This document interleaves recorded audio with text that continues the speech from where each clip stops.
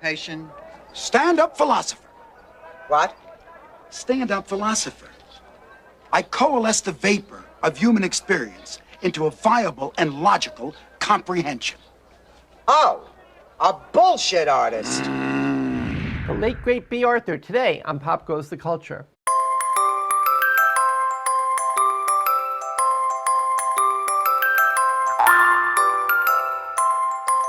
Hi, I'm David Levin, and welcome to another keen episode of Pop Goes the Culture. Today, we wrap up my archival talk with the late, great Bea Arthur.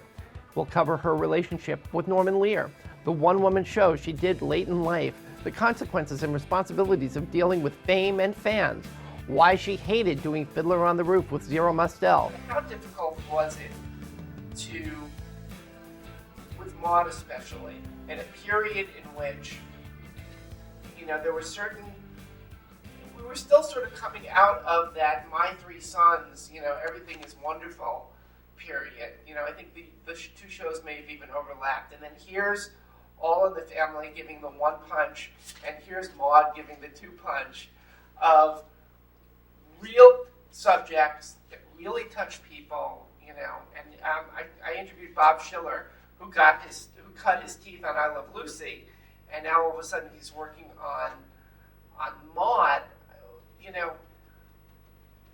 It was really brilliant writer, and one of the greatest shows that we did. He wrote with Bob Weisskopf. Was The Convention. It was just a two-character thing. Bill and I going to a convention where I think he was to get the Tuckahoe Man of the Year award. Brilliant writing. I'm sorry, what was your question? Well, the question, Oh, you mean how it happened? That I think it's Norman Lear, who of course ended up today. He's the head of People for the American Way. He's totally involved in politics, and he was determined to do something, to put something into comedy, and he did. Was there ever a time that that the censors took something off that really, you fought for and won? I'm sorry, what was there? Was there ever a time when the network censors came in and you had to fight to keep something in? Oh, well, Norman would be the only one who could answer that, because I'm sure there were many things that went on that we never knew, that where he had to really take over, How difficult was it doing the abortion episode? How difficult was it? Personally, or from a standpoint of... It was so... Well, first of all, it was so well written. You know who wrote it? Susan Harris, who did Golden Girls. Susan was a young writer on Maude, and she wrote it as a two-parter. And it was so funny, and it was so heartbreaking, and it was so real. It was lovely. What was the response to it when it came out? Well, the mail, of course, they never showed me the hate mail. I'm sure there was a lot. There must have been. I know a lot of stations did not carry the show. I remember David Sheehan interviewed Norman and me, and we couldn't do it in the studio. We had to meet someplace else where he... But I will say, the mail that I saw, well, they were from people who objected violently to abortion, were written by very thoughtful people. And as a result, it was the first time I ever thought any way about abortion. I always thought, well, if you get in trouble, you get an abortion. I never stopped to think of how upsetting and how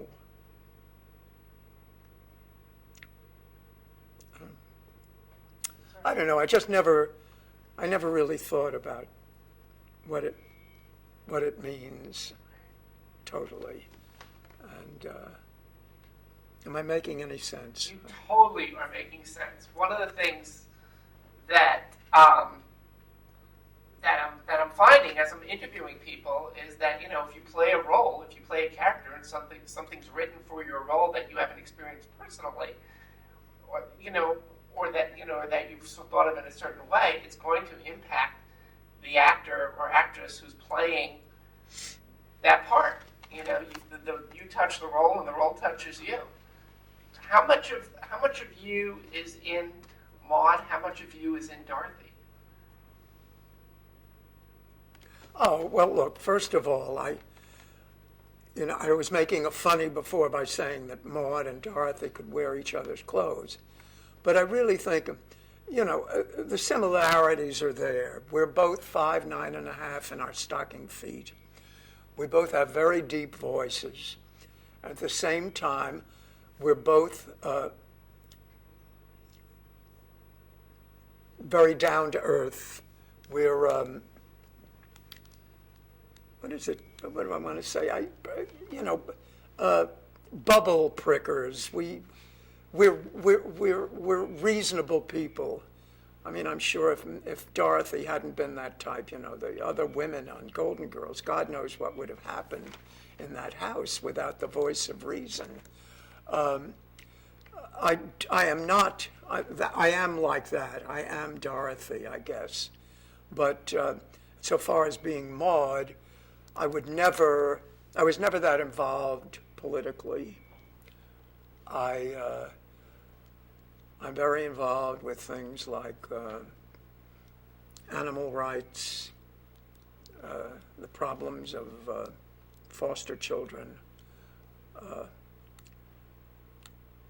But I would never go around getting petitions signed. I'm not, at least not for political reasons. I think, I consider myself a thinking person when it comes to making decisions about politics. I certainly try to vote for the right people in the right way, but I'm not. I'm not a nutcase on it the way Maud was. Well, then she was doing it that was for the extreme of the comedy, I would guess. I'm sorry, what? It was about for that show. It was about the comedy. It was about making her a comedy comedic character. Do you keep in touch with Norman Lear at this point? Oh yes, we're very close. How's he doing? How is he doing? He's wonderful, but he really is just involved now in politics. Because I spoke to him not too long ago about some friend I have who was looking to get back into producing, and Norman said that he really he has no connections anymore. He doesn't do that. Interesting how people's lives evolve and change over the years.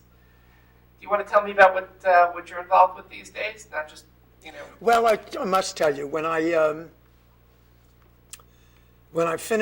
left Golden Girls, I really didn't know what I wanted to do work-wise after that, but I did know what I didn't want to do. I never wanted to do another sitcom. I mean, I really feel, and I mentioned it in this one-woman show I do, that I really feel as though I have spent the majority of my adult life in that little box, because I started Maud on the 5th of July, 1972. And I finished Golden Girls 1992. And that's 20 years. So I did a Woody Allen play for a short time at Lincoln Center. No, I decided and also I'm getting on. I don't want to do 8 a week. I don't want to do 8 shows a week anymore. Tell me about your one-woman show. I am now doing, I have been doing it. We played Broadway, then we toured Australia, and we went to South Africa and then London. But it's called a one-woman show, but it really is a one-and-a-half-woman show. I have a musical director, Billy Goldenberg, and Billy had always, as I told you, I never wanted to do another series, and I really never want to do 8 shows a week anymore. And this is the ideal way to, we play where we want to play. We're going to Vegas next month. Anyway, I do the show where it's not autobiographical as such. I mean, it's not totally autobiographical. It's a combination of songs and recollections, stories, anything that amuses me or I think may be of interest. I talk about. I tell a joke. It's just an entertainment that Billy and I have whipped up that audiences seem to love. But again, I think part of it is the fact that they all know me from television. And that when I first come out on stage, I know that they want to like me. They want to like what I do because they feel we're friends, you know. And it's very, very rewarding, very rewarding. You know, it's funny because the people who do what you've done, and I've heard this over and over again, you know, you walk into a room and immediately people already feel as though they know you. Yeah. And already are predisposed to like you and love you, and you get that. I guess you get that all the time. Yes, which is a little scary though, because one learns along the way that you don't get too close. Because I remember an incident where early on, receiving a letter from somebody who was ill and thanked me so much for the work I did, and I wrote back, and they wrote back again, and finally one day a letter came, why don't you write to me anymore? What have I said to offend you? You know, and you, wait, I don't know you. You know what I mean? That does have to be scary. Or you never got letters from prison, did you? Oh yes. Prison letters. Yes. Prison letters are very famous. Yeah, they're very, very funny. No, it's a lot of people write to you as though you're Dear Abby, you know, as though you can solve their problems, and that's a no-no. You must not answer those and offer help. You know what I'm saying? I totally listen. Regular people have that problem. Yeah. Did you ever get a piece of advice from someone that just really made a difference for you? Someone in the business or outside of the business for your career?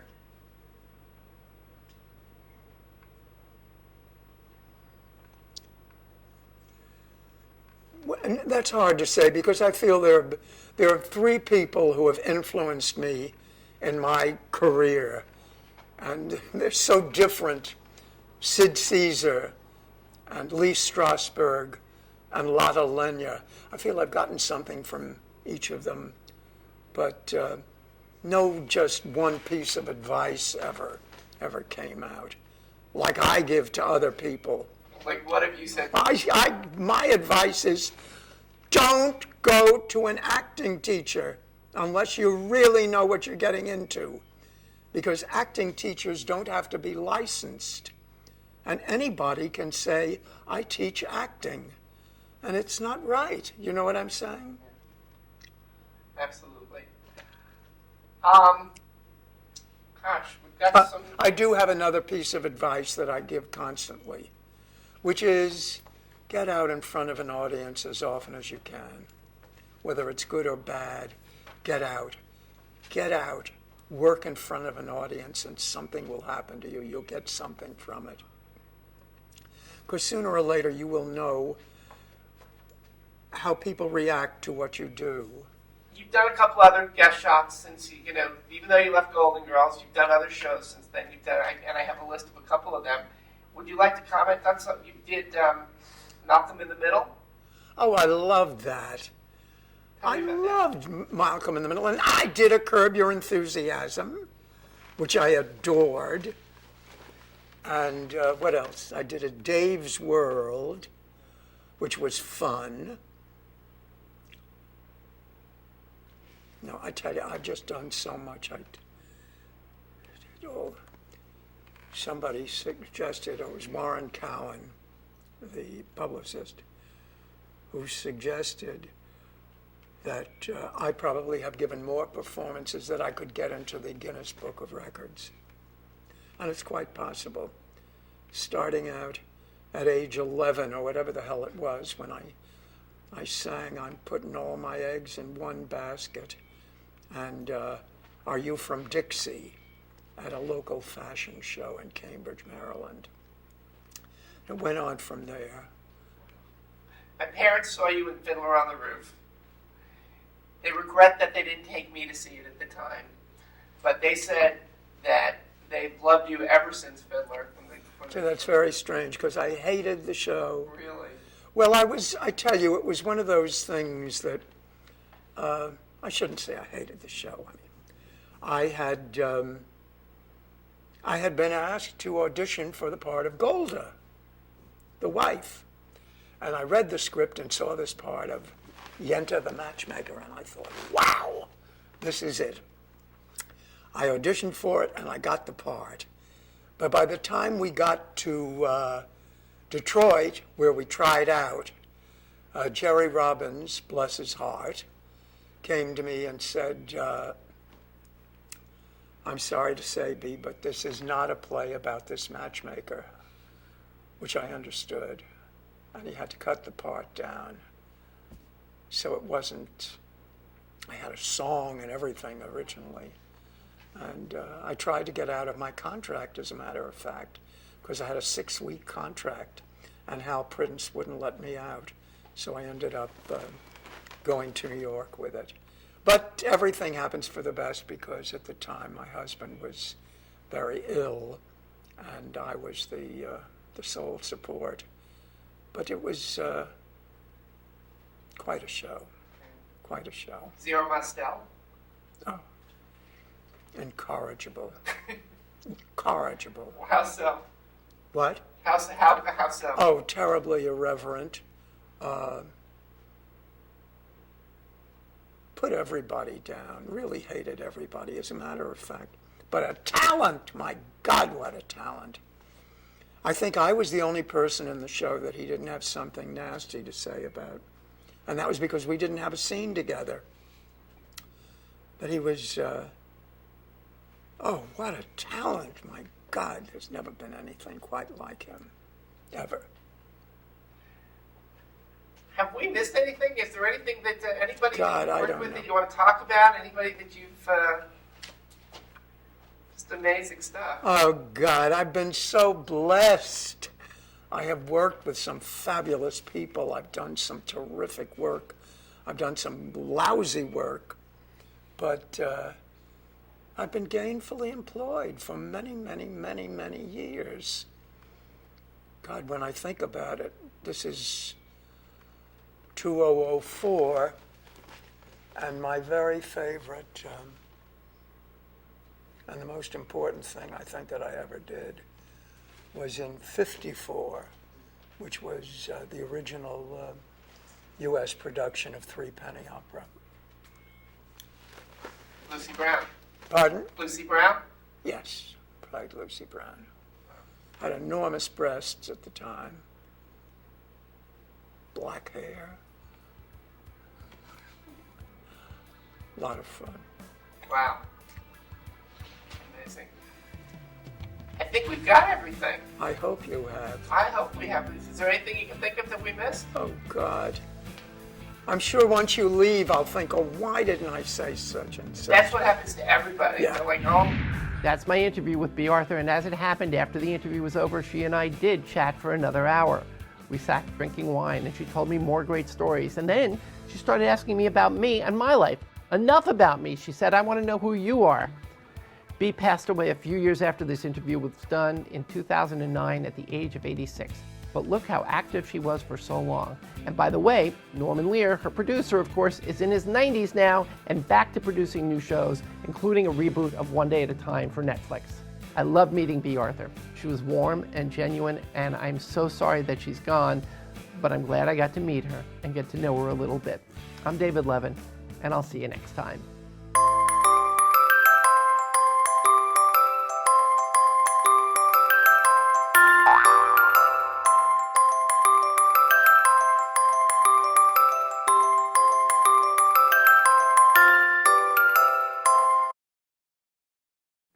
Ouch! Ooh.